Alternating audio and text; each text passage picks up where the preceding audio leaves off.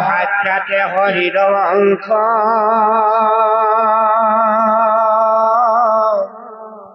লোক পালি বাক প্রতি ধরিলা হরির ইচ্ছাময় হে লক্ষ্মী মহামায়া পিঠু রেখে নিজ যায়া করিলন্ত লোক কহদ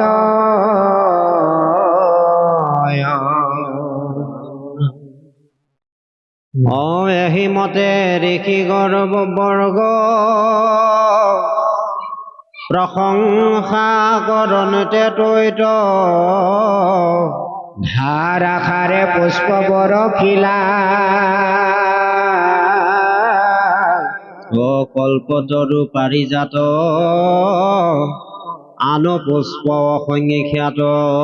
ঋষি হমে পৃথুক ঢাকি ৰাম তম্বৰুক আদি কৰি গন্ধৰ্বত মুখ্য যত চিত্ৰসেন ৰাজায়ে সহিত উৰ্বশীক মুখ্য কৰি যত নাৰী প্ৰৱেশিলা সকলে তহি কতো নাচে কতো গাৱে কতো নানা বাদ্য বাৱে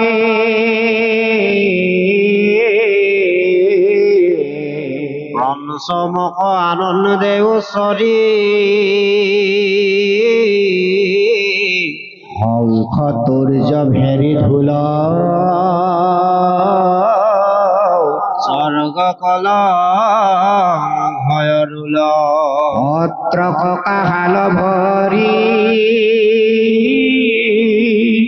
পুৰি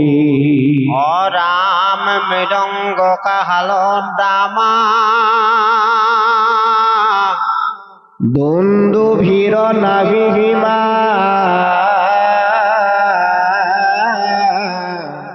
তাল পৰ তাল ৰাম তাল তবলা তকাৰী বংশী ৰুদ্ৰ কবি লাখ বিনা মধুৰী মৃদংগ ভাল ভাল স্বৰ্গ তু দেৱতা হবে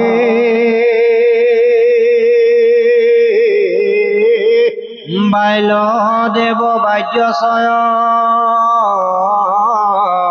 হৰিলে কপিথুৰ বিজয় আছে যত দেৱলোকে স্বৰ্গ চাৰি আখিলনত ঋষিগণ ঋষি ভম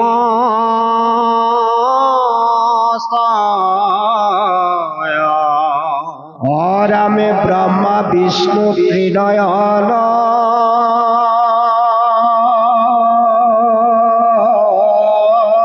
সুন্দর সূর্য হুরপতি কুবের বরুণ দিকপাল গন্ধর্ব কিন্নর গণ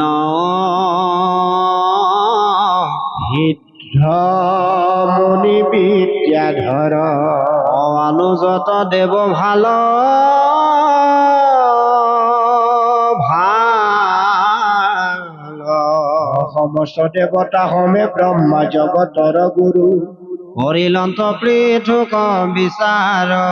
প্রথমে দক্ষিণ সন্তে ঈশ্বরর চিহ্নচয়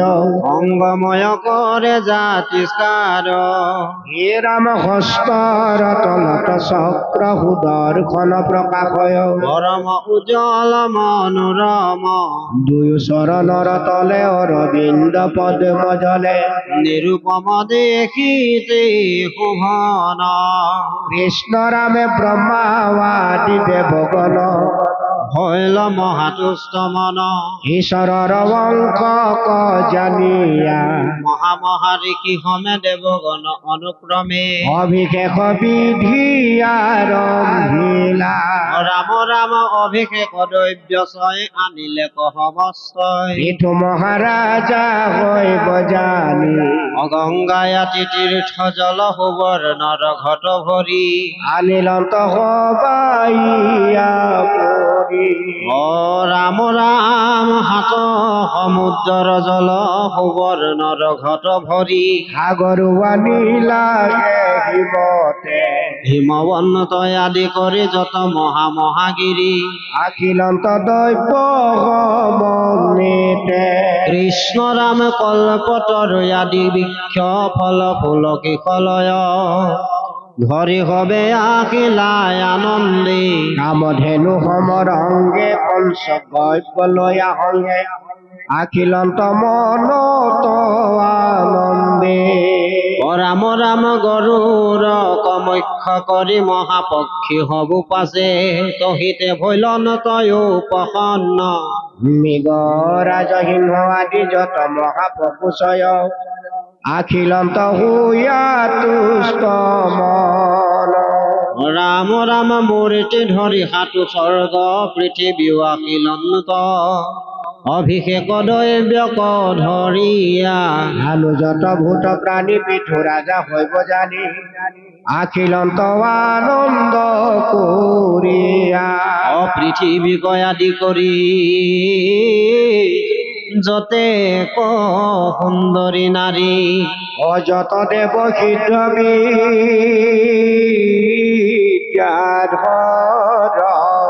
মহামহাদিশীগণ কৰি বেদ উচ্চাৰণ ও আনু মংগল নিৰন্তৰ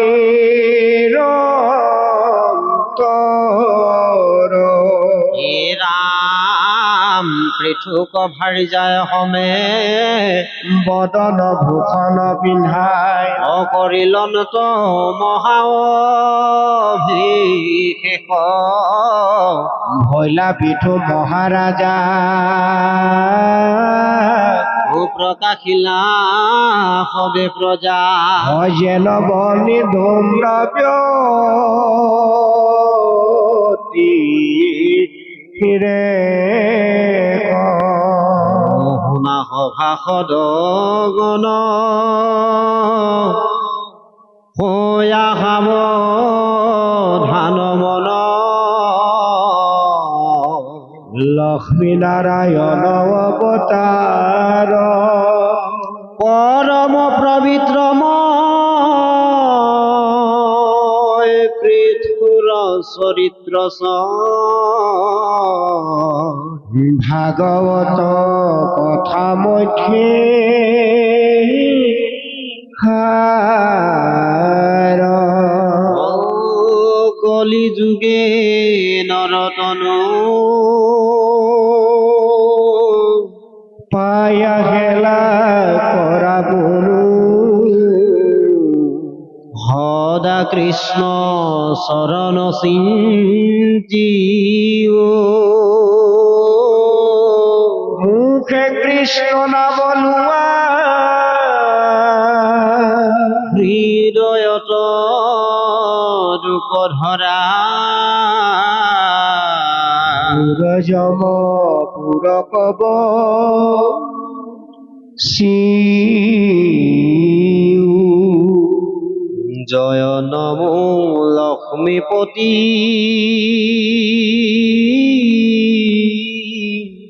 তোমাৰ চৰণেৰ অতি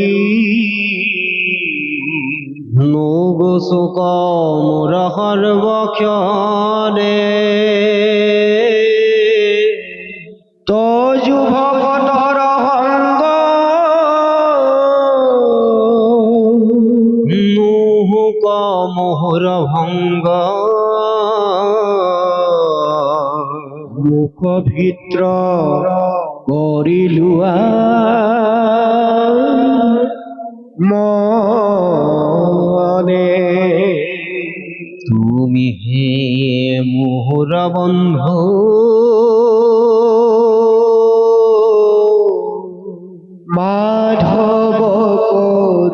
হিন্দু মোক দিন জানি আয়োধারা পৃথিবী ভার পক্ষম তোমার মনশ্রম কৃষ্ণ বলে হবহিনী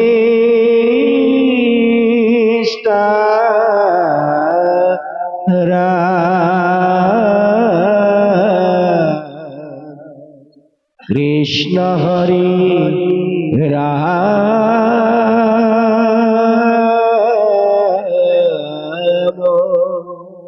রাম পদে মধ্যে বুলন্ত আবে শুনা পাছ কথা পৃথু ৰাজা ভৈল যেন মত ভৈল তথা ও প্ৰথমতে কুবেৰ গৌৰৱধিপতি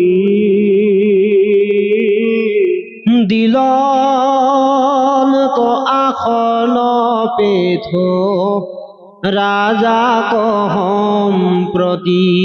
নানা ৰত্নময় সুবৰে নৰসিংহাসন প্ৰকাশ কৰয় যেন সহস্ৰ কিৰণ ধৱল ছত্ৰে কোৱানি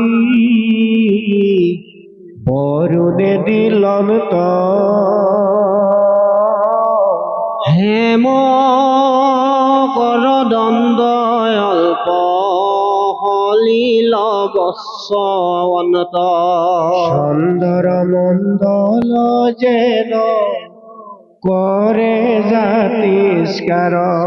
পৃথু নিপতিৰ মাথে প্ৰকাশে অপা ও পাশে বায়ু দিলা দুই শ্যামৰ ব্যঞ্জন প্ৰকাশ কৰয় দুই ৰাজহংস যেন দিলা কীৰ্তিময় মালা ধৰ্ম দেবৰাজ নাহি তাত ম্লান গন্ধে মোহয় সমাজ ইন্দ্ৰ দেবে দিলা ৰত্ন কীৰ্তি উত্তম সংযমন নামে দণ্ড দিলা ৰাজা যম যিহেতু কৰয় দুৰ্জনৰ নিয়মন এতেকে দণ্ডৰ নাম ভৈল সংযমন অবেদক বসখানি দিলা ব্ৰহ্মা দেৱে নহিকে সমৰ্থ তাক ভেদিবা কেৱে নিৰামে নানা ৰত্নময় জলে শুভ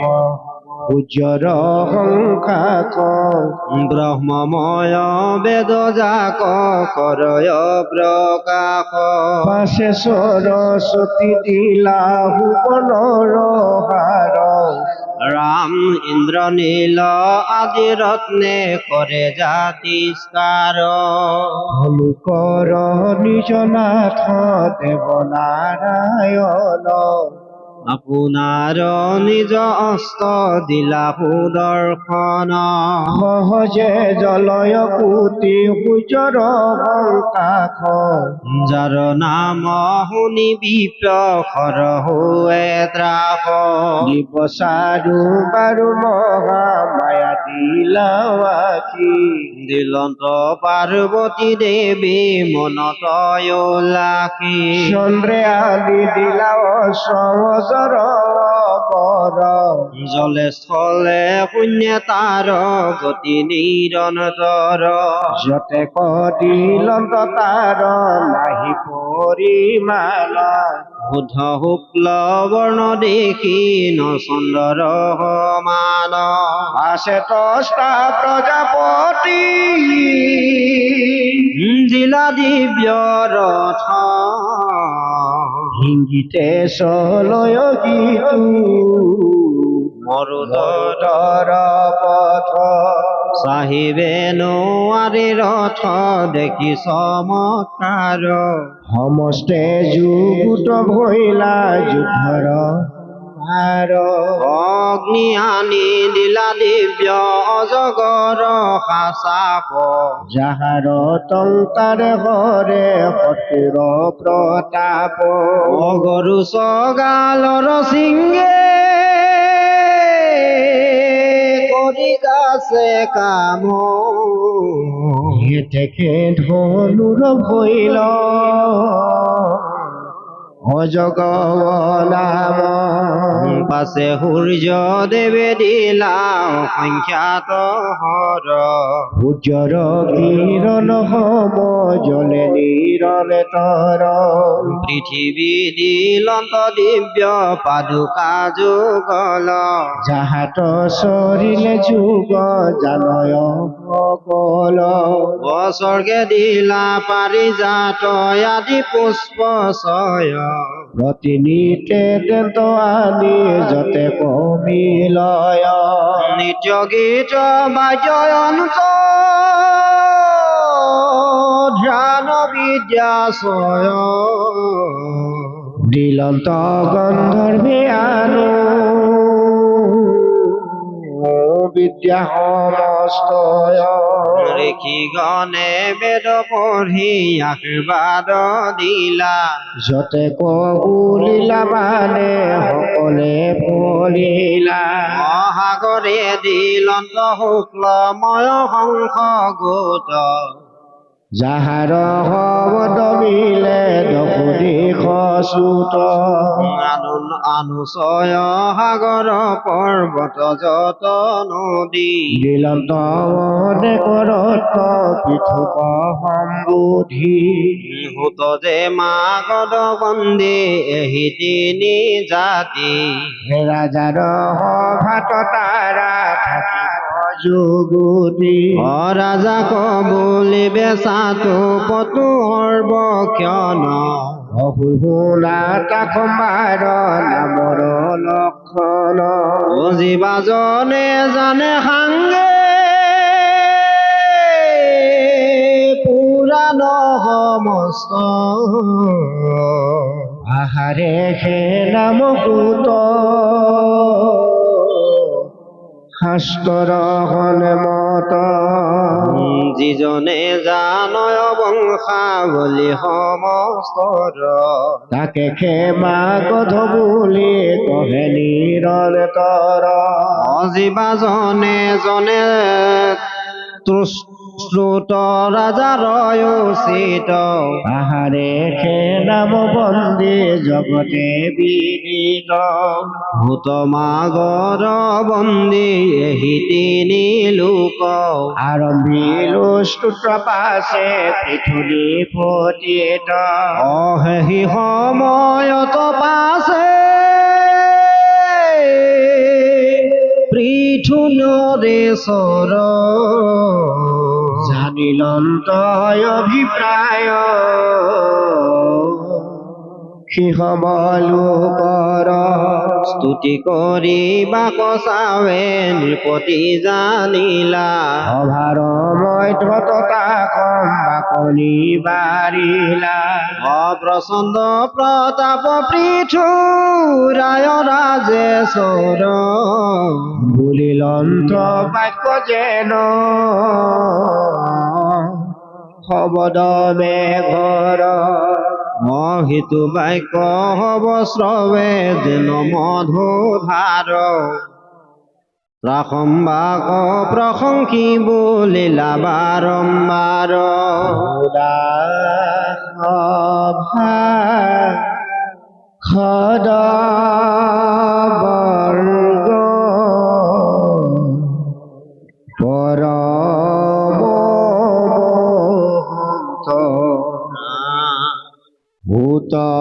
সমাগধ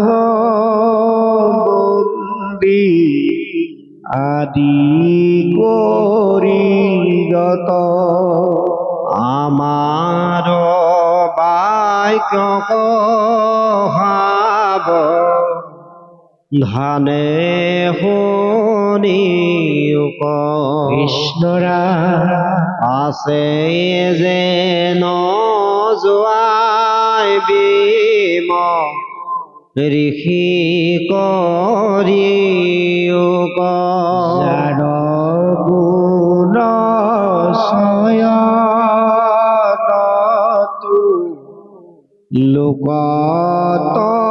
প্ৰকাশে তাৰ স্তুতি শুনি সৰ্ব লোকে বেৰি হাসে কৰ্ম স্বয়হে কি নয় বিদিত এতেকে আমাৰ স্তুত আতি গৰিহিত যুবাক্য চয়ে কাক আশ্ৰয়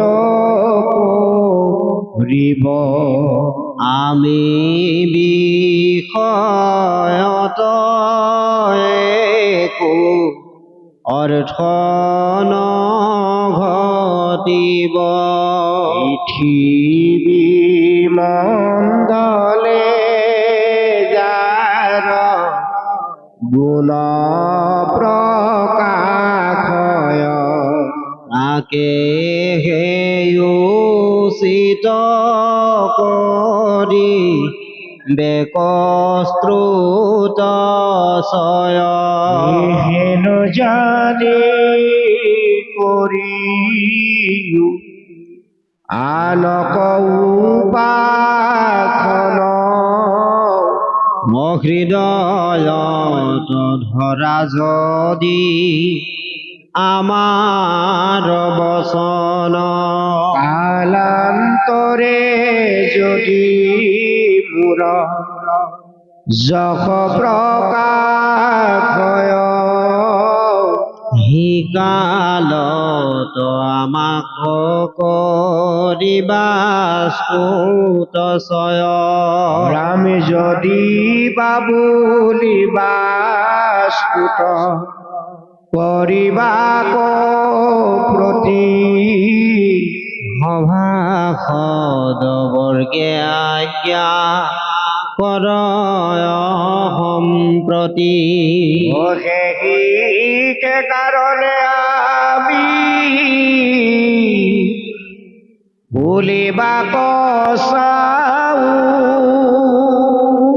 ইহাৰ উত্তৰ আমি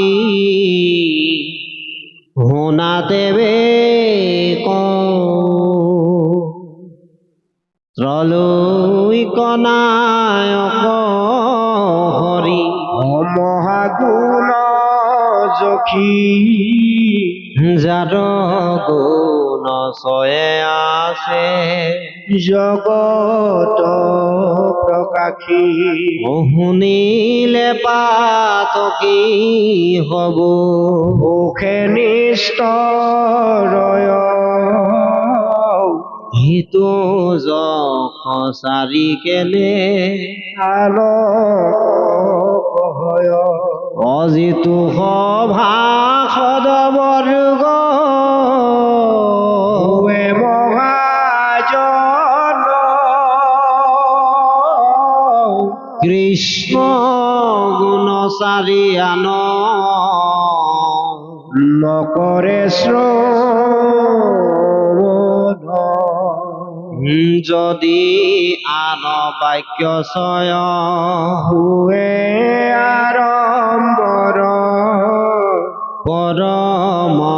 নিন্দিত তথা পিতৃত্ৰ মৰ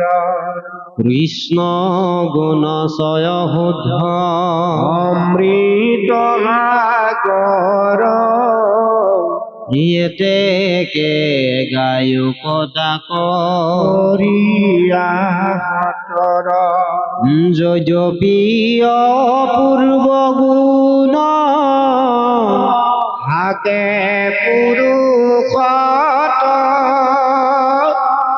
নকৰাৱে শ্ৰুত ইটো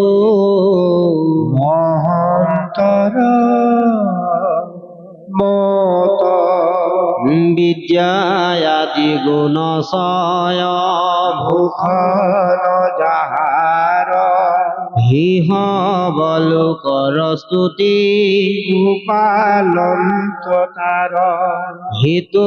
মন্দ বুদ্ধি ভৈল মহাদুৰাশয় লোকৰ গিৰিয়া হাসয় তাকনে দেখয় কৰাবে স্তুতি কদাচিতো আপোনাক প্ৰশংসা শুনিলে বোলে মহাসৰ্ববাক সেহি জনক বুলি পৰম পৰম উদাৰ সেহি জন লজ্জাৱন্ত লোকত দেখত আমি কৰ্মে অভিহিত স্তুতি কৰাই হৈব কেনে বালক চৰিত্ৰ ৰামে সি বুলি মৌন ভৈলা মহাৰাজে ছয় ঈশ্বৰৰ নিজ অংশ পৃথু নিপবৰ মধ্যে বুলন্ত শুনা শুয়া বহিত মিঠুৰ বাক্য কনে দেখিবাই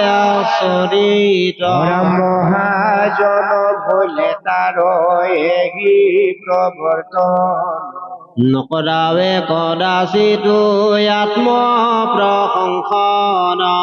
ৰাম জয়া পিতা হান গুণ কহিবে যোৱায়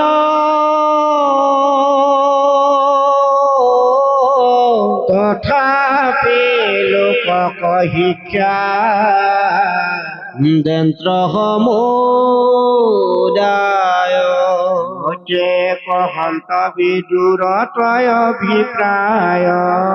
পৃথুৰজ শস্যা জগতকে নিস্তাৰয় অনিপতিৰ বাক্য শুনি পাছে ঋষি গণ পুনৰপি গায়ক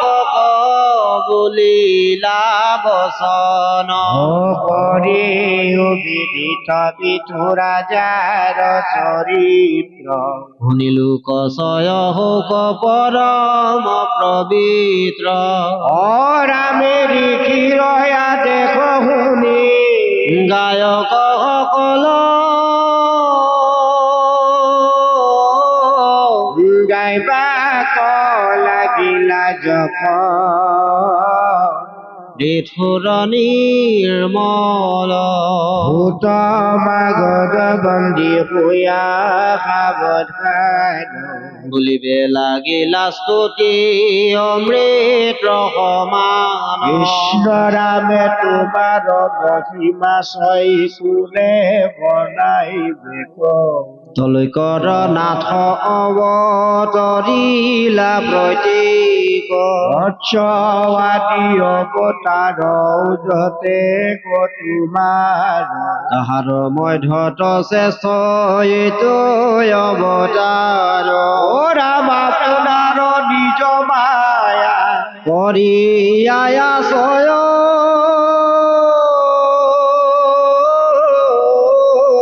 ধৰিলা হৰিৰ লক্ষ্মী হমে ইচ্ছাময় গুণ ছয় কোনে কহিমে শকত ব্ৰহ্মাৰূপী ভ্ৰম বুদ্ধি তুমি বিষয়ত তুমি মহাযশশালী দুষ্ট কণী কালি বিধুৰূপে অৱতাৰী আশা বনমালী অ ৰাম তথাপিতো আমাৰ বুদ্ধিৰ অনুসৰি গাইবুত যোগুণ ছয় পৃথিৱী প্ৰচাৰী শুনিও সৰ্বলোক পৃথু যি কৰিব আহাৰ প্ৰসাদে হবে সুখ কলভিব ভাবিবন্ত লোক নিজ ধৰ্মৰ পথত ৰাখিবন্ত বৰ্ণাশ্ৰম ধৰ্ম যত যত ৰাম ধৰ্মৰ বিৰোধী জীৱা তাৰ কালান্তক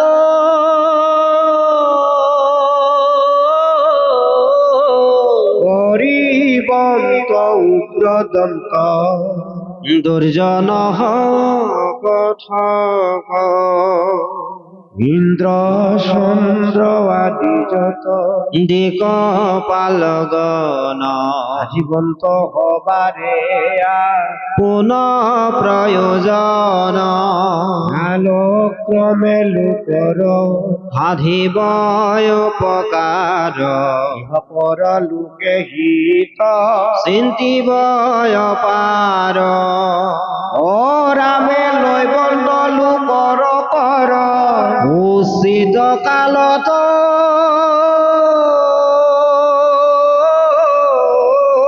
তাৰি বন্ত লোকক দুৰ্ভিক্ষ সময়ত অবাৰু বন্ত হব ভাবি প্ৰৱৰ্তন প্ৰকাশন্ত লোক যেন সহস্ৰ কিৰণ শৰণৰো অতিক্ৰম পৃথু সহিবন্ত কল্প জন মাত্ৰ মৰ্যাদাত সন্ত অ ৰামে ইহা নহয় বেক ভূত দায়া শেষ ভাৱ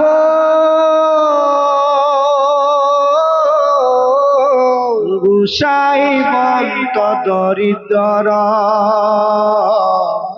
ৰাম যত পৰা ভৱ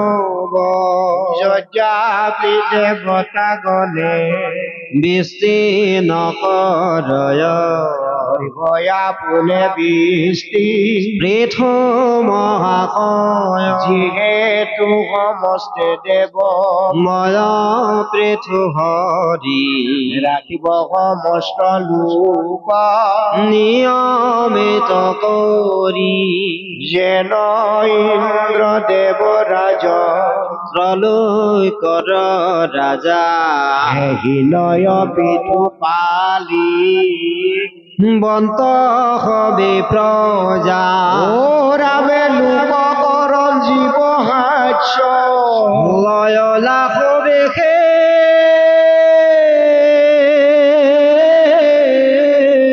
বুলি বন্ত বাক্য যেন অমৃত বৰিষে পাছেখে জানিলা হবে ইহান কাৰ্য ৰাম ৰাম নজানিবে কেহু পিঠু ৰাজাৰ যক অবোধতয় গাধ হব সমুদ্ৰ সমান নহিবে মনৰ চঞ্চলতা কিছুমান পিঠুৰ প্ৰতাপে শত্ৰু হবে কত ৰাস দূৰতে বিদূৰ হৈবে লভিলা হতাশ হৈবে কাষ্টতাকো পিঠু তাক ইহাৰ বিপ্ৰখনুহিবে কয়ে কোজ সকলো দেশতে চৰ হব মেলি বন্ত ভাল মন্দ সমস্তে লোকৰ জানিবন্ত সমস্তে ভূতৰ যত বাজয় ঘন্তৰ ৰাম যেন বায়ু ৰমাবন্ত হবাৰো অন্তৰ হিনয় উদাসীন ভয়ানি পবৰ জানিবনত চেষ্টা অহে প্ৰাণী সমস্তৰ জাকদণ্ডী বাক প্ৰতি শুৱে অনুচিত নদন্দীবে প্ৰাণানীতি গোতাকত দাসিত অযদ্যপি কৰয় অনুচিত পুত্ৰ ছয় কৰিবনত তাংকু দণ্ড যেন যোগ্য হয় যিমান দেশক সূৰ্য দেৱে প্ৰকাশ কৰিয়া মানসগিৰি সাগৰ প্ৰজন্ত অৱস্থানত আজ্ঞা লুহিবে প্ৰসন্ন পৃথুনি প্ৰতীক মানি বেক সৰ্বজন ৰাজা বুলি কৰিবে ইহান কহটকাৰ ও মনত সন্তোষে প্ৰশংসিবে বাৰম্বাৰ মহাব্ৰত আচৰিব সত্য কলে দিব হৈব মহাদাতা কুল বিদ্ৰক সেবিব সমস্ত ভূতৰ হৈব পৰম আশ্ৰয় অনুৰূপে মান্য কৰিবন্ত সমস্ত হৰৰ নাৰীত মাতৃ বুদ্ধি নুগুচিব আপোনাৰ অৰ্হদেশ ভাৰ যাক মানিব পুত্ৰৱতে প্ৰজাসকলক পালিবন্ত ও প্ৰজা হবু প্ৰীতিবোধ কৰি বেৱন্ত মনৰ কিংকৰ মানিব আপোনাক কৰিবন্ত হৃদৰ সমষ্টি বাঞ্চাক সমূহ কাম ক্ৰোধ সমস্তে অসাধু লোক কদন্দ দেশনে কৰিব ধেনুৰূপী পৃথিৱীক হয়েনতে দুখিবন্ত শস্য হব দিয়া জগ তকে পুখিবন্ত পৃথিৱী সহম কৰি বন্তনৰেশ্বৰ দুৰ্জয় ধনুৰ অগ্ৰভাগে নিৰন্তৰ নিজ ঈশ্বৰ সাক্ষাতে ভগৱন্ত সমস্তে দেৱৰু দেৱ একেন্তে অন্তত পৰ্বত অস্তাচল সীমা কৰি ৰাখিবন্ত পৃথিৱীক নিপৰূপ ধৰি মিলায়ে পৃথিৱী কৰি বন্ত পদক্ষিণ দশ দিশে প্ৰতিদ্বন্দ্বী হৈবন্ত বিহীন পৰথে চৰি ধনু হৰ ধৰি হাতে যেন সূৰ্য প্ৰদক্ষিণ কৰন্ত জগতে ভাৰ দিব পৃথিৱীৰ ৰাজাগণ পৃথুনি প্ৰতিটো দেৱ বসন ভূষণ ৰামে লোকপাল হবু কৰিবন্ত হতকাৰ ও মহাৰাজা বুলি কৰ দেৱন্ত অপাৰ হব ৰাজাৰ যত মহিষী সুন্দৰী অমানিবন্ত পৃথক ৰাজাধিৰাজ কৰি মধ্যত যত মহাগিৰি বৰ ধনুৰ প্ৰসাৰে ভাঙ্গিবন্ত নিৰন্তৰ হৰিবন্ত লোকৰ জীৱিকা সুসম্পন্ন ধনুৰ টংকাৰে দিশ কৰিব পূৰণ যত দস্যু গলে ধনু ঘোষক শুনিয়া পলাইবন্ত দশ দিশে ভয়ে তৰকিয়া সিংহৰ ভয়ত যেন হৰিণ পলাই বিপক্ষ গণৰ হৈবে তদুপৰ পৰা হৰিবন্ত পাছে বহা যজ্ঞ একহত ও হৰিয় পুনঃপ্ৰতিৰ নদী সৰস্বতীৰ তীৰত হৰিবন্ত জগৰ ভূতক সুৰপতি শেষৰ জয়গৰণতো সন্তে সমাপ পতি আছে হনত কুমাৰত হন্তে দিব জ্ঞান পাইবাও প্ৰয়াসে ৰাজা লভিয়া প্ৰমাণ ও ৰামে দশদিশে গাইবা যশ পিঠুলি পতিৰ ও তাক শুনি সন্তোষ লয় বন্ত মহাধীৰ অনুজত সুৰা সুৰ গন্ধৰ্ব কিন্ন পৃথুৰ নিৰ্মল যশ গাৱে নিৰন্ত অনুজত যত হৈব অপূৰ্ব প্ৰভাৱ সমস্তে হৈ বন্ত মহাপুৰুষৰ ভাৱ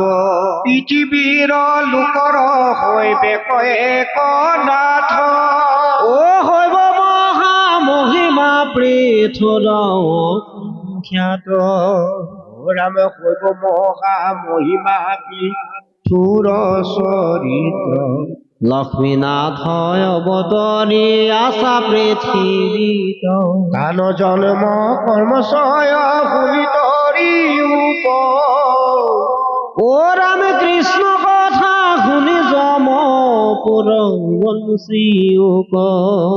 নমো নমো নাৰায়ণ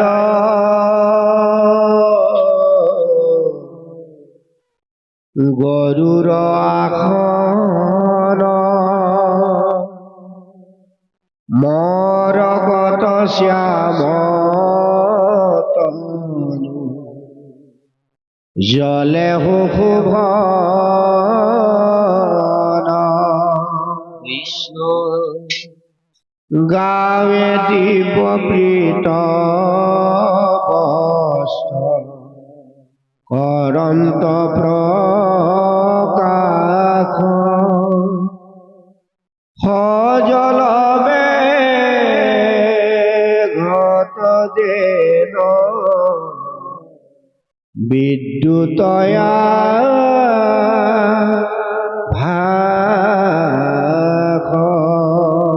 ও ৰত্নৰ কিৰীটি মাথে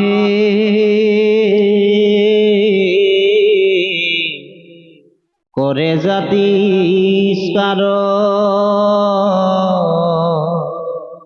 কৰ্ণত কুণ্ডল দোলে মকৰ আকাৰ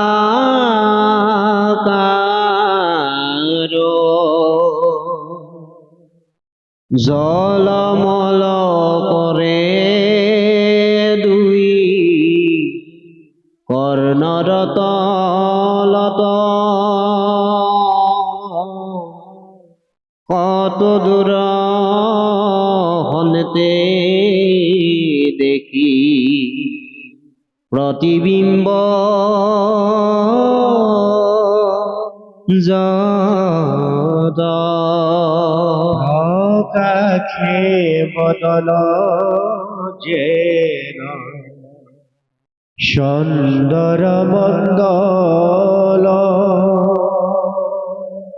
চক্ষু দুই শুভে যেন চকুৰ যুগল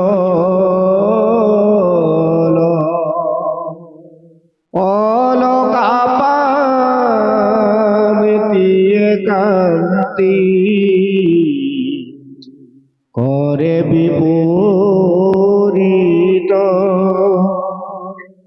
সংসাৰে চকুৰ যেন ভ্ৰমৰ সহিত কুণ্ঠত কৌষ্ঠৱ মণি কৰণোত্ৰ প্ৰকাশ চাহিবেনো আৰি কোটি সূৰ্যৰ প্ৰকাশ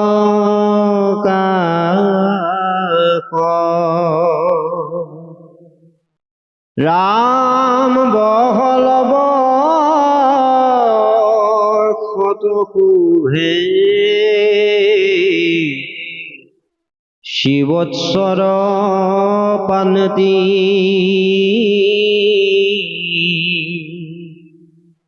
অজেন সুৰ নদী আকাশ শতবহী জানতি জানু লম্বিত বন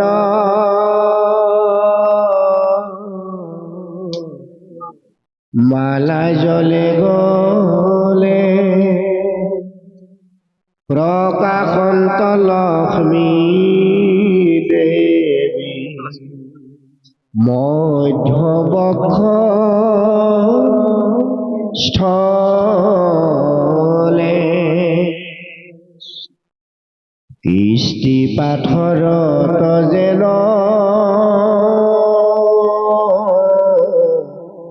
ভুৱনৰ ৰেখা সমুদ্ৰ দোহিতা মতে দিলে দেখা ৰত্নৰ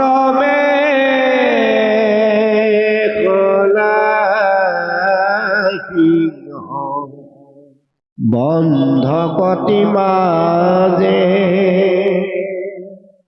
দুই চৰণত দিব নুপুৰ বিৰাজে পদ যুগ ভুভে যেন নৱ কিখলয় নখমনিশয় পূৰ্ণ চন্দ্ৰ তুগৰজয়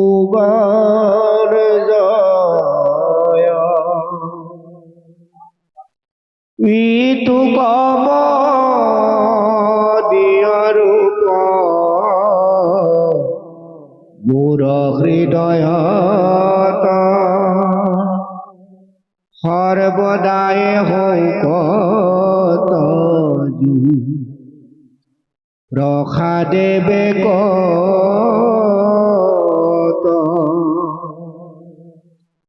অত যুভক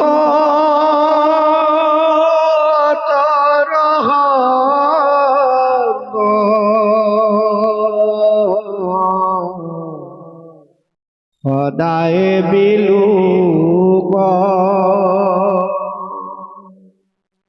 ডাকি ৰাম বোলা পাতক চাৰুক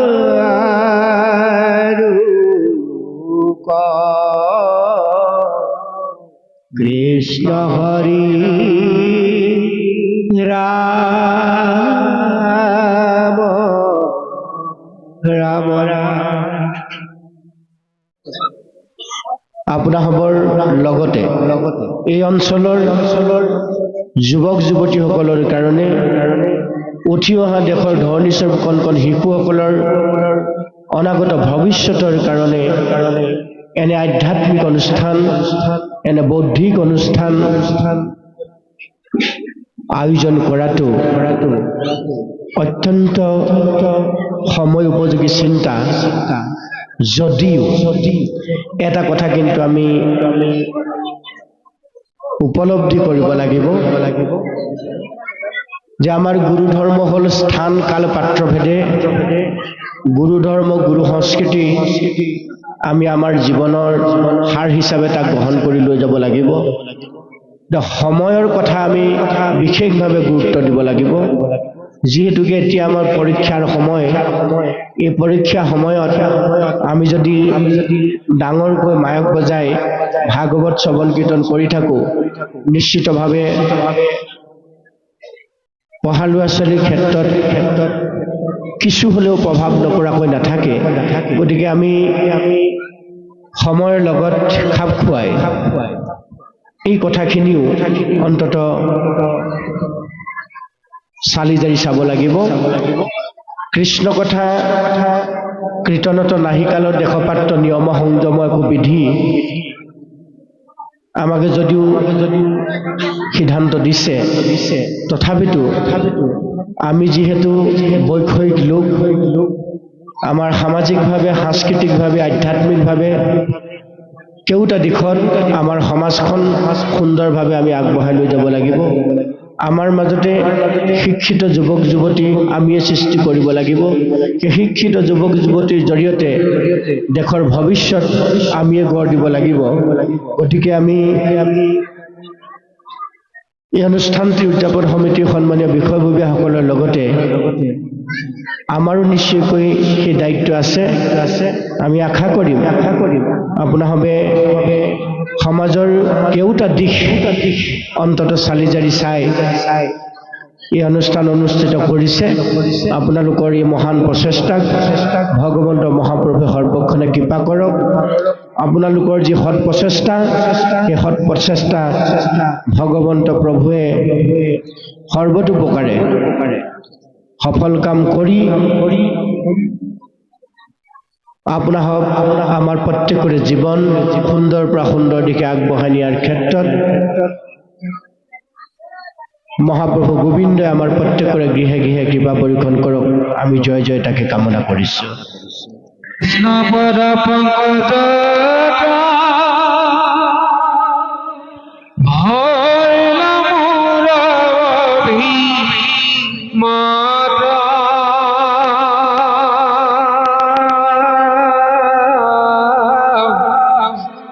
ৰচিব পুনৰপি ভাগৱত কথা শ্ৰয় অমিত সমুদ্ৰ শুনিলো তৰি বজপি কলি যুগে পাপমতি ধৰ্ম কৰ্মণি জয়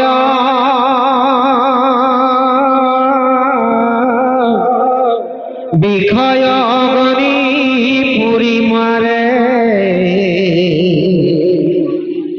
কাল হৰে চুম্পি ফুৰে জৈতে পাৱে তৈতে ধৰি ভকতিহে তাহা অনিচাৰে ৰাম শুনি উপসাধু গণ সাৱধান কৰি মন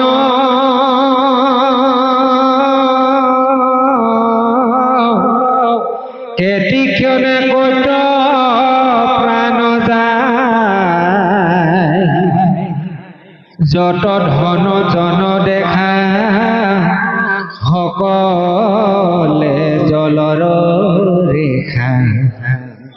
মাধৱে বান্ধ বহৰা ৰাম তানে দুই চৰণত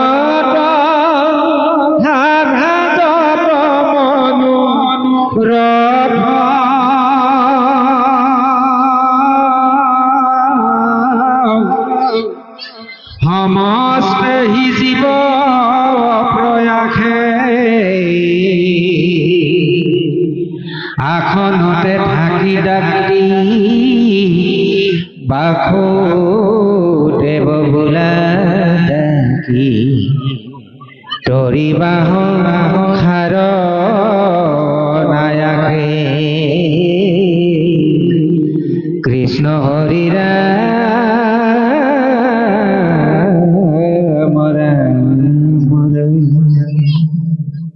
কৃষ্ণ কৃষ্ণ কৃষ্ণ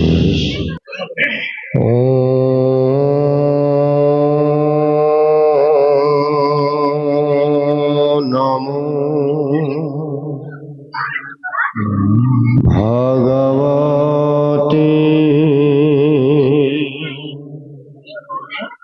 বাসুদেৱায়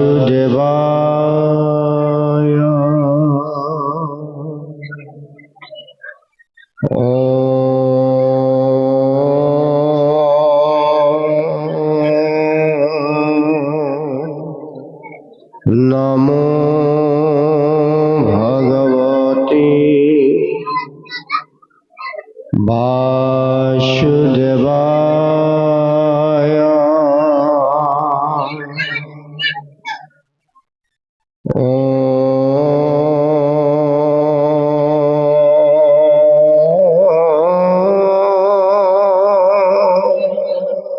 নমো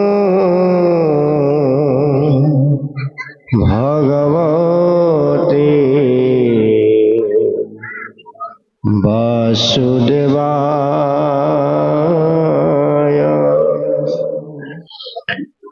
হে কৃষ্ণ হে বাসুদেব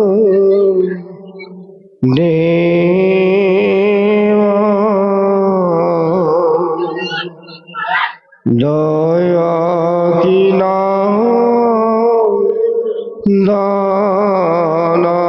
হরি। নমো নন্দ গোপর কুমার কৃপাময় শ্রী গোবিন্দ তজুপদ রবিন্দ পরম লক্ষ নমস্কার। রাম পরম লক্ষ নমস্কার। উৰণ বুৰণ গজন ভ্ৰমণ চাৰিমুঠি জীৱৰ পালক সংহাৰক মহাহৰি বিষ্ণু আৰু আমাৰ সমস্তৰে পৰম আৰাধ্য জগৎকৰ্তা পূৰ্ণ ব্ৰহ্ম ভগৱন্ত ৰাতুল চৰণত জয় জয়। এই পবিত্ৰ ব্যাসপীঠ আসনৰ পৰা ভক্তি সেৱা নিবেদন কৰা হৈছে। কৃষ্ণ কৃষ্ণ হৰি ৰাম। দ্বিতীয়তে গুৰুৰো গুৰু পৰম গুৰু জগত গুৰু কৃপাল গুৰু যিজনা গুৰুৱে সমগ্ৰ মানৱ জাতিৰ কল্যাণৰ অৰ্থে কলিযুগৰ যি শুদ্ধ সনাতন এক শৰণ হৰিনাম ধৰ্ম চাৰি বেদ 14 শাস্ত্ৰ 17 পুৰাণ সাৰমথি কীৰ্তন দশম ঘোষা ৰত্নাৱলী গীতা ভাগৱত এই ছখন নিগম শাস্ত্ৰৰ যোগেদি কলিৰ আমাৰ দৰে মহামলমতী লোকসকল তৰিব পৰা যি পথ প্ৰশস্ত কৰি দিলে, সেইজন পৰম কৃপালু গুৰু মহাপুৰুষ শ্ৰীমন্ত শংকৰদেৱ তেৰাৰে প্ৰপন্ন ভক্ত অনন্য গুৰু সেৱক গোৱাৰপুৰ মাধৱদেৱ দুয়োগৰাকী মহাপুৰুষৰ চৰণলৈ দ্বিতীয়ভাগী সেৱা আমি নিবেদন কৰা হৈছে। শিৱসাগৰ জিলাৰ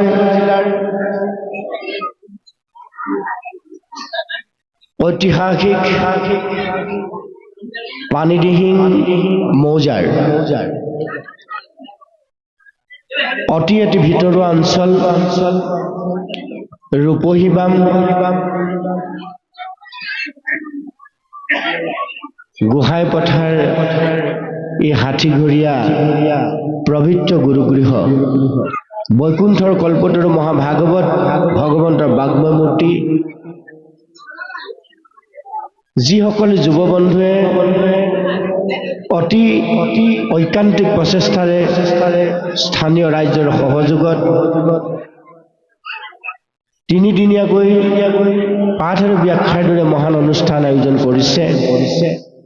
এই গুৰুগৃহৰ সেইসকল যুৱ বন্ধুক আমি আসনৰ পৰা শ্ৰদ্ধা নিবেদিছোঁ এই কাৰণে এই বিজ্ঞান প্ৰযুক্তিবিদ্যাৰ যুগত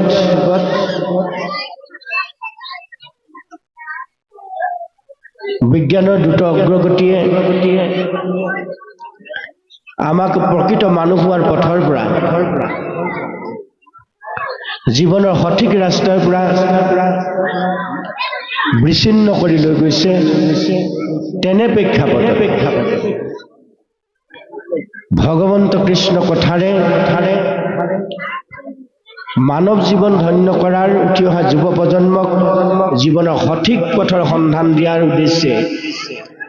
যি এক সুন্দৰ অনুষ্ঠান আধ্যাত্মিক অনুষ্ঠান আয়োজন কৰিছে তাৰ কাৰণে উদযাপন সমিতি পৰম শ্ৰদ্ধাৰ সভাপতি সম্পাদকে প্ৰমুখ কৰি এই অনুষ্ঠানটিৰ লগত সংপৃক্ত হৈ থকা সমস্তজন যুৱ বন্ধুক উদযাপন সমিতিৰ বিষয়ববীয়াক আমি অন্তৰৰ নিভৃত পুনৰ শ্ৰদ্ধা তথা মৰম জ্ঞাপন কৰিছোঁ। পূব পশ্চিম উত্তৰ দক্ষিণ ঐতিহাসিক এই ৰূপহীবাম গাঁৱৰ কেউটা দিশৰ পৰা হাতীঘৰীয়া গোহাঁই পথাৰে নামঘৰৰ উপস্থিত হৈ আপোনাসৱৰ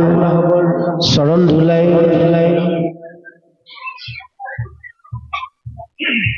এই গুৰুগৃহ দ্বিতীয় বৈকুণ্ঠলৈ পৰ্যবেক্ষিত কৰি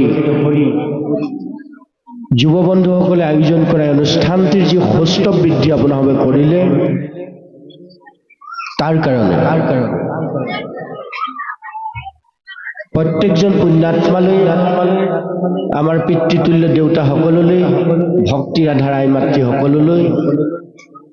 আমাৰ অগ্ৰজ সখীদেৱ বান্ধৱ অনুজসকললৈ মান্যানুসাৰে আমাৰ শ্ৰদ্ধা ভক্তি সেৱা তথা মৰম জ্ঞাপন কৰিছোঁ। কাৰণ আপোনাসৱৰ যি আন্তৰিক সহযোগিতা এই আন্তৰিক সহযোগিতাৰ ফলত উদযাপন সমিতিৰ বিষয়ববীয়াসকলে যি ত্যাগ আৰু কষ্টৰ বিনিময়ত এই তিনিদিনীয়া অনুষ্ঠান ভাগিক পূৰ্ণতা দিবলৈ অহোপুৰুষাৰ্থ কৰিছে তাত আপোনাসৱৰ সহযোগিতা নিশ্চিতভাৱে আদৰণীয়। যে প্ৰভু সমস্ত আপোনাসৱে জানে যোৱাকালিৰ পৰা ইয়াত ভাগৱত পাঠৰ ব্যাখ্যা অনুষ্ঠান হৈছে। যোৱাকালি আমাৰ অতিব মৰমৰ এজন শিক্ষিত যুৱক আমাৰ উঠি অহা যুৱ প্ৰজন্মৰ এক আদৰ্শ সদানন্দ বুঢ়াগোহাঁই তেখেতে আপোনাসৱৰ সন্মুখত আহি ভাগৱতৰ অমৃত ৰস সকলোকে আস্বাদন কৰাইছে। আমাৰ কাৰণে গৌৰৱৰ কথা যে আমাৰ মাজত আজিৰ যি যুৱ প্ৰজন্ম সেই যুৱ প্ৰজন্মই কৃষ্ণ কথাত ৰত হৈ কৃষ্ণ ভক্তিত নিজক সম্পৃক্ত কৰাই কেনেকৈ আহিব লগা প্ৰজন্মটোক জীৱনৰ এটা সঠিক ৰাস্তা দিব পৰা যায়। কীৰ্তন দশম ঘোষাৰত্ন গীতা ভাগৱতে আমাৰ মানৱ জীৱনক কেনেকৈ শৃংখলিত কৰিব পৰা যায় তাৰ গোটেই জ্ঞানখিনি আমাক ভাগৱতে দিছে। সেই ভাগৱতৰ আধাৰতে আমাৰ যুৱ বন্ধুসকলে তেওঁলোকৰ জীৱন শৃংখলিত ৰূপ দিবৰ কাৰণে প্ৰযত্ন কৰিছে। এইটো আমাৰ কাৰণে বহু শুভ লক্ষণ। আমিও আশা কৰিম আপোনাসৱৰ এই ভিতৰুৱা অঞ্চলৰ পৰা তেনে যুৱ বন্ধু যুৱক যুৱতী অনাগত ভৱিষ্যতৰ কাৰণে অনাগত দেশৰ কাৰণে তেওঁলোক আগবাঢ়ি ওলাই যাওক। এই অনুষ্ঠানবোৰে তেওঁলোকৰ জীৱনৰ মাইলখুঁটি হওক আমি তাকে কামনা কৰিছোঁ। যে প্ৰভু সমস্ত আপোনাসৱে প্ৰত্যেকেই ভাগৱতৰ দ্বাদশৰী মন্ত্ৰ ঔ নমো ভগৱতে বাসুদেৱায় এই দ্বাদশৰী মন্ত্ৰৰ পৰা দ্বাদশ স্কন্ধ ভাগৱত হৈছে। ভাগৱতৰ প্ৰথম স্কন্ধ বা দ্বাদশ স্কন্ধলৈকে যিখিনি কথা মহাপুৰুষসকলে আমাক বিস্তৰ শাস্ত্ৰ মথি খুব সৰলীকৃতভাৱে আমাক দিলে এই কথাখিনি আপোনাভাৱে প্ৰত্যেকে কম বেছি পৰিমাণে নিশ্চয়কৈ বুজি পায় আমি জ্যেষ্ঠসকলক পিতৃতুল্য দেউতাসকলক ভক্তি আধাৰে মাতৃসকলক ভাগৱতৰ সাৰমথি ভাগৱতৰ অমৃত জ্ঞান দিবলৈ ধৃষ্টতা নকৰোঁ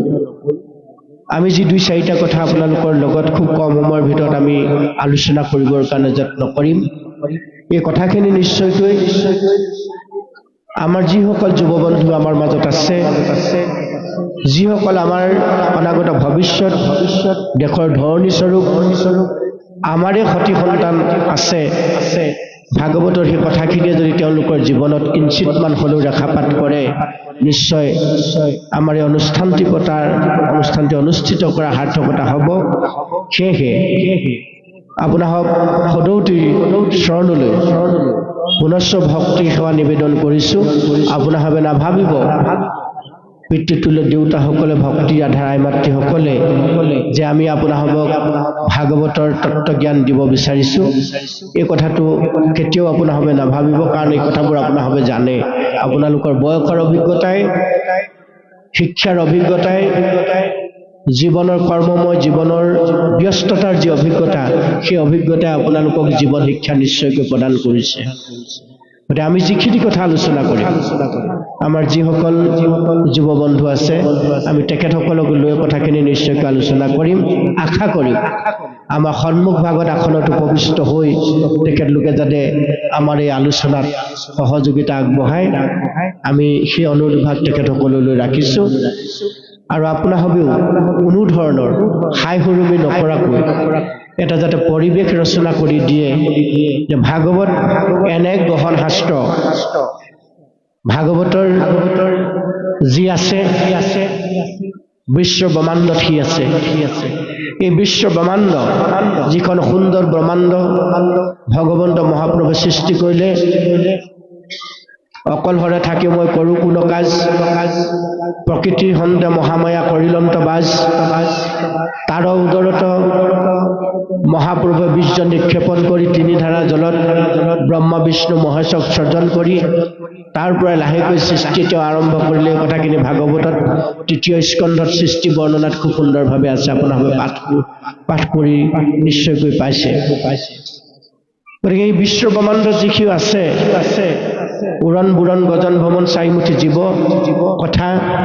সকলোখিনি এই ভাগৱতত খুব সুন্দৰভাৱে দিছে সেইকাৰণে বিশ্ব ব্ৰহ্মাণ্ড যি আছে সি ভাগৱতৰ মাজত আছে আৰু ভাগৱতত যিখিনি কথা সন্নিৱিষ্ট কৰিছে সেইখিনি আমাৰ কলিৰ এই মলমতী লোকসকলৰ কাৰণে দিছে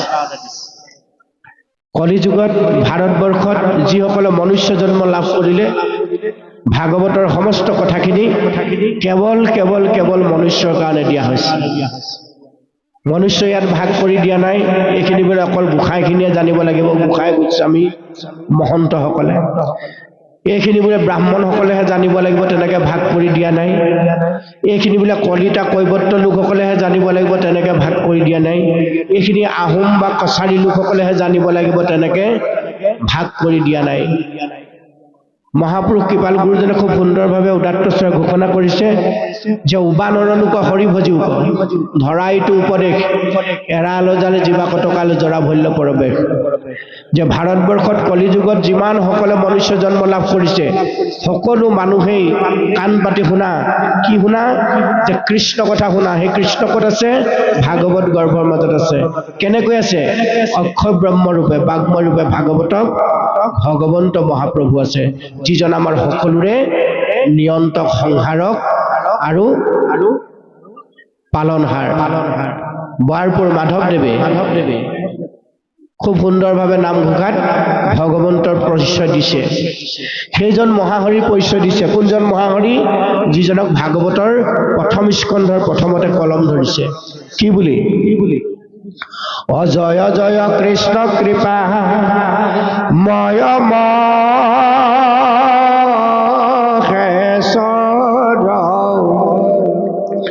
যাৰ আজ্ঞাহীৰে ব্ৰহে ব্ৰহ্মা হৰি হৰ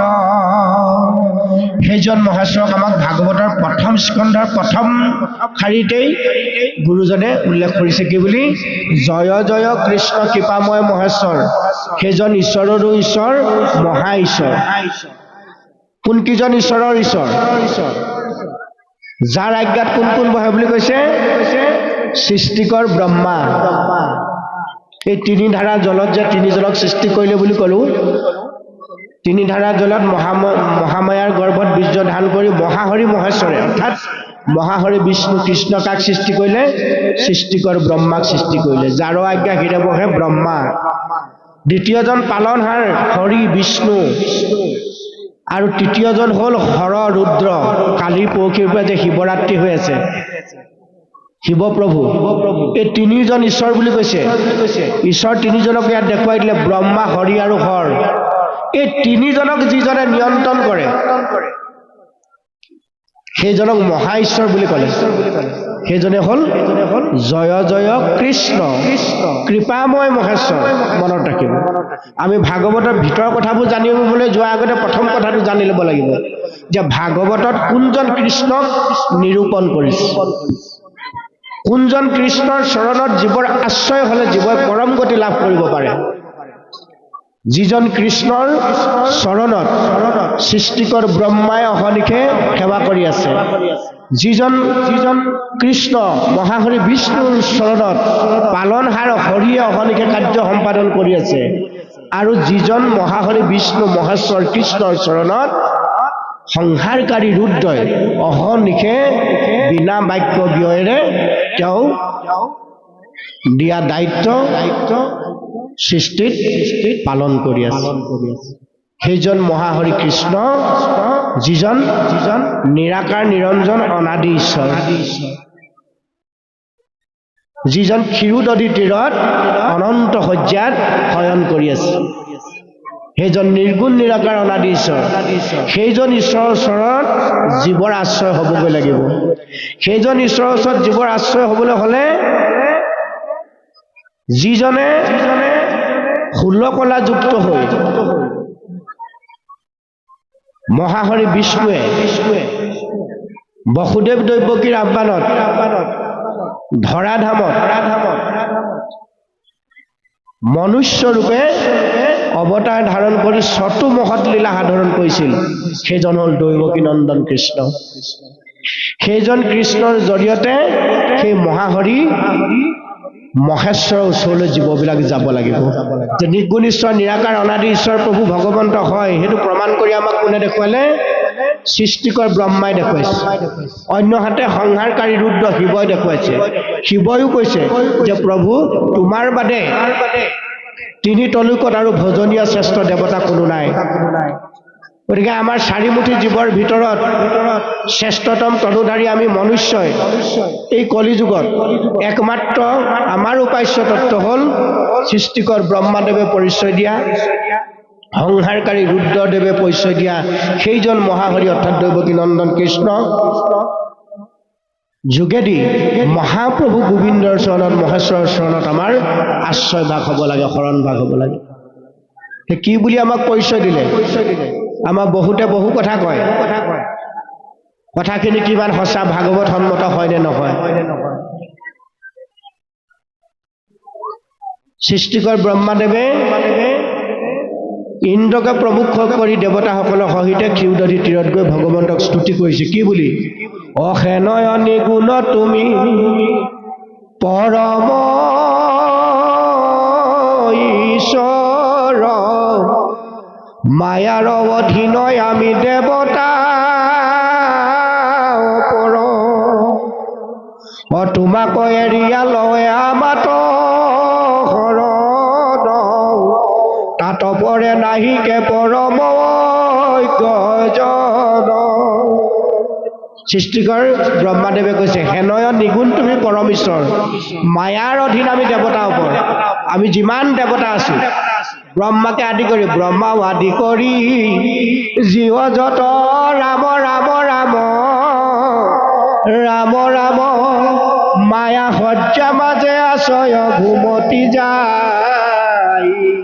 ব্ৰহ্মাকে প্ৰমুখ কৰি শিৱকে প্ৰমুখ কৰি যিমান দেৱতা আছে সকলো মায়াৰ লগত আছে তেওঁলোকে নিজকে তাৰিব নোৱাৰে আনক কেনেকৈ তাৰিব সেইকাৰণে দেৱ পূজা সৃষ্টিকৰ ব্ৰহ্মাই নাশ কৰি থৈ গৈছে দেৱ পূজা শিৱ প্ৰভুৱে নাশ কৰি থৈ গৈছে গতিকে আমি আকৌ কলিৰ মলমতি লোকসকলে 4 বেদ 14 শাস্ত্ৰ 17 পুৰাণ লিখি মতিভ্ৰম হোৱা ব্যাসৰ সেই আগৰ যিখিনি শাখা প্ৰশাখা ভেদ কৰি থোৱা কৰ্মখিনি আমি আজি তাৰিখত কৰি আছোঁ ভাগৱত পুৰাণ যিখন সূৰ্য পুৰাণ 18 নম্বৰ পুৰাণ 17 নম্বৰ পুৰাণৰ পিছত যিখন 18 পুৰাণ দেৱৰ্ষি নাৰদৰ উপদেশ মতে ভাগৱত মহাধৰ্ম একমাত্ৰ কৃষ্ণ কথা সমৃদ্ধ গ্ৰন্থ মহাভাগৱত আমাক প্ৰদান কৰিলে তাৰ কিন্তু এটা কথাও আমি পালন নকৰোঁ গতিকে ভাগৱত পঢ়া আমাৰতো শুদ্ধ হৈছেনে নাই 7 দিন 7 ৰাতি এনেকৈ ডাঙৰ ডাঙৰ মাইক লগাই টকা পইচা খৰচ কৰি ভাগৱত চিঞৰি চিঞৰি পঢ়ি থকাটো আমাৰ শুদ্ধ হৈছেনে নাই কলিযুগৰ লোকসকল নিশ্চয় হোৱা নাই তেতিয়া শুদ্ধ হ'ব আমি তেনেকৈ পঢ়ি থাকিলে এই কথাবোৰ আমি আলোচনা কৰি আমি জীৱনত যেতিয়া পালন কৰিম ভাগৱত ধৰ্ম ভাগৱতৰ মতে আমি কিঞ্চিতমান হ'লেও যদি চলিবলৈ যত্ন কৰোঁ তেতিয়াহে এই 4 দিনীয়াকৈ 3 দিনীয়াকৈ 7 দিনীয়াকৈ যে ভাগৱত পাঠ ব্যাখ্যা অনুষ্ঠান পাতি আছোঁ তেতিয়াহে আমাৰ সফল কাম হ'ব নহ'লে গালু নাম গৌলুৰি তাৰ নাই আদগুৰি লিখীয়া হ'ব এইদৰে 7 দিন 4 দিন 3 দিন নালাগে বছৰ বছৰ ভাগৱত পঢ়ি থাকিলেও আমাৰ কামত নাহিব